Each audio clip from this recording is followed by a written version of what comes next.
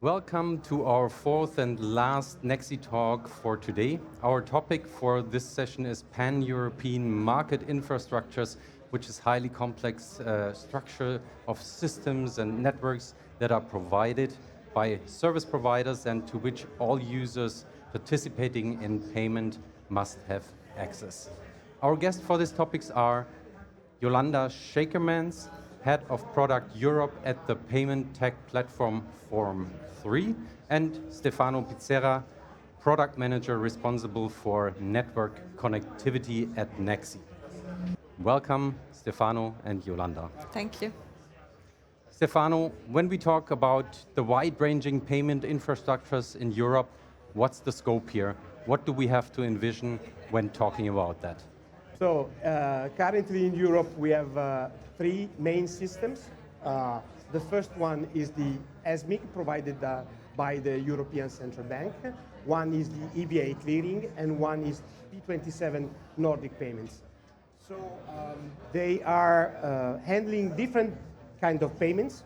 Sometimes are instant payments, sometimes are retail payments, but they have one thing in common.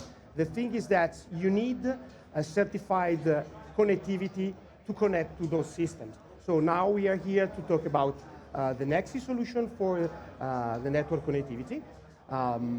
So we are going to talk about this connectivity, the difference between our connectivity services and what is on the market, so our competitors, and which are the biggest difference between all of them.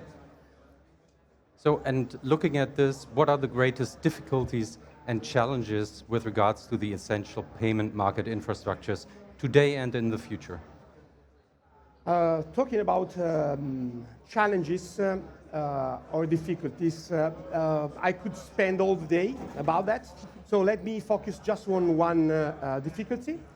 When we designed this network connectivity service in 2015, 2014, I was going around all the events in Europe, trying to gather from the potential customer which were the main problem, the main pain that they had thinking about instant payments.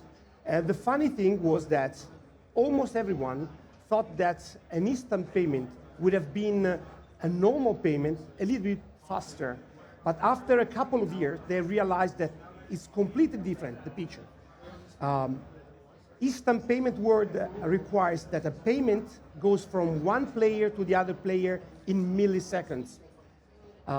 Another big thing is the fact that in instant payment world, both the sender and the receiver must be online. You cannot send an instant payment to an offline system.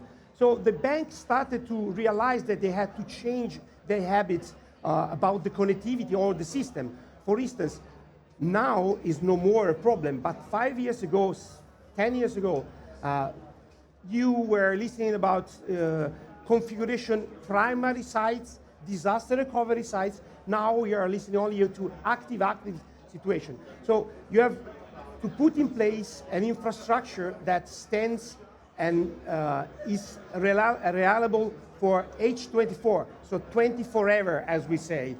So you cannot be offline. These are, let me say, the biggest issues that currently the bank are sorting out in these days. About the challenges, we can talk about the cloud connectivity, that is the hype right now, but I can leave the floor to Yolanda. She's a good expert on that. Well, talking about the cloud, Yolanda, your company was the front runner adopting the Nexi solution to connect from the cloud. Tell us how your company fits in the cloud and how the Nexi solution helped you. Yeah, I think from day one, it was a given for us that we would build our platform as a cloud-native platform. We just saw that that's where the world was moving for a few things. So one, the point that Stefano makes about incumbent banks usually having their processing done in a batch format, and therefore their back office is also geared up for that. To handle that speed of an instant payment on a batch platform is not easy. On top of that, there's more questions on resilience and continuous regulations, and that forces these kind of organizations to reevaluate their infrastructure, and cloud is a natural part of that discussion. So that's why we saw that this was where the market was moving. Real cloud native infrastructure, even multi-cloud, always on, as Stefano says.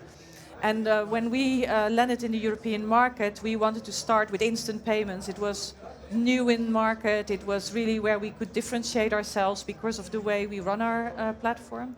And Nexi was the network provider that was ready for that also.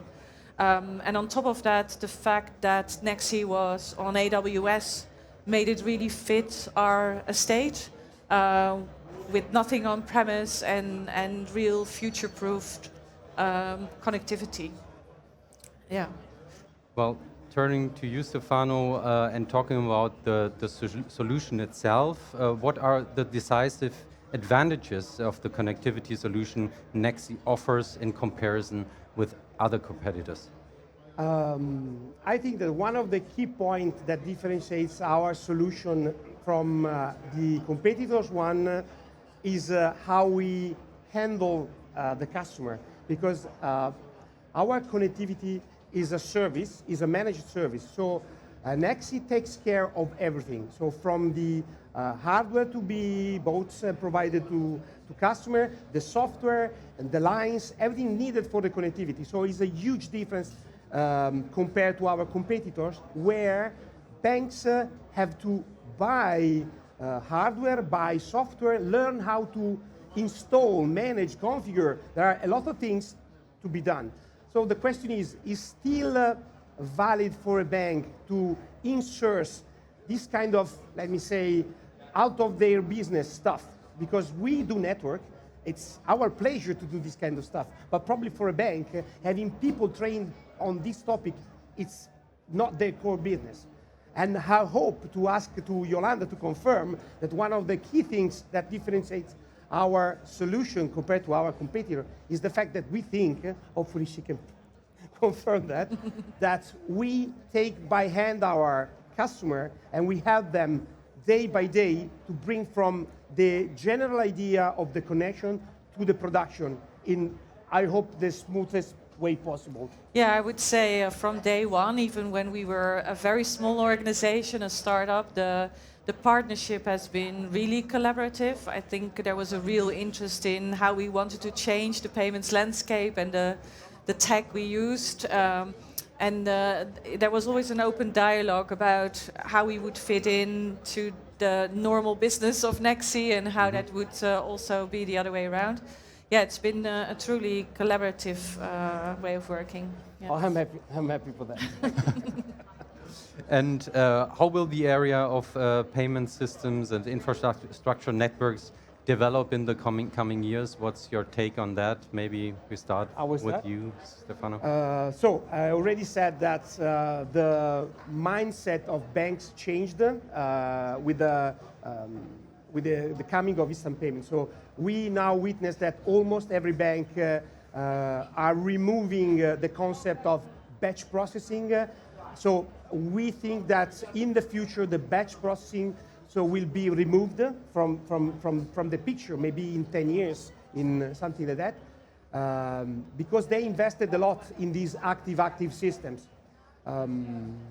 Another thing that I can think about that is the fact that since all these three major pan-European systems are providing the connectivity through multiple network options, one of the things that could happen maybe in the future, because now they're concentrated on the now, but in the future that could be the chance to have multiple providers at the same time for resiliency issues.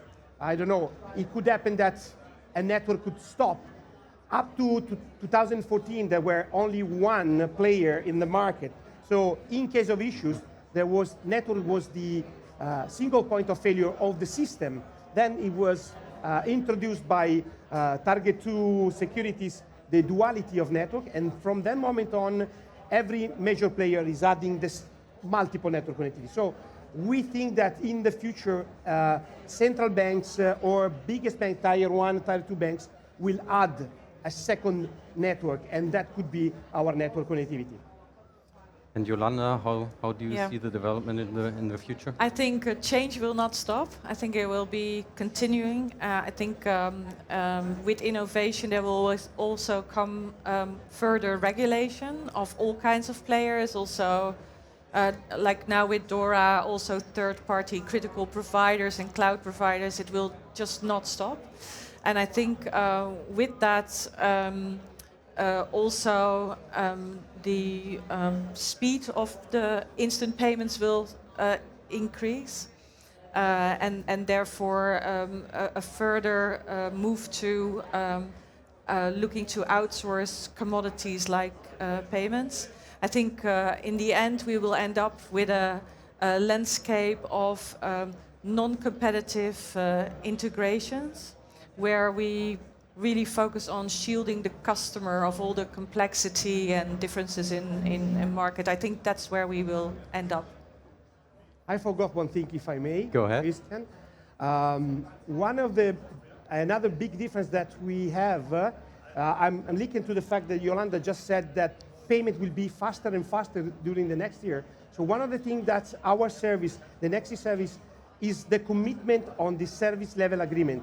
We can commit on the time the message goes through the network, because our design is that we handle either both the sender and the receiver. So we supervise the overall infrastructure used for the exchange, so we can commit on time. So one of the last customers we won asked us a very specific commitment on SLA, and we can provide them that SLA. So they asked us to stand behind 100 milliseconds for each message sent, and we can do that. So contractually, Nexi is responsible for this number, and that is possible only with our connectivity option. Sorry for. Well, thank you very much, Stefano and Yolanda, for taking the time. It's been a pleasure talking to you. Thank you very much. Likewise. We hope that we have been able to contribute to bringing the world of payment system and infrastructure networks in Europe a little closer and provide new insights here. I think it has become clear that multiple providers in the market are beneficial for the whole market. So we will probably all look forward to this happening. Our next Nexi talk will be tomorrow morning at 11 o'clock, focusing on EIDs and the question whether this is our new tomorrow. We hope you will join us again. Have a good end to the first day of Money 2020. See you around. Thank you. Thank you. Thank you.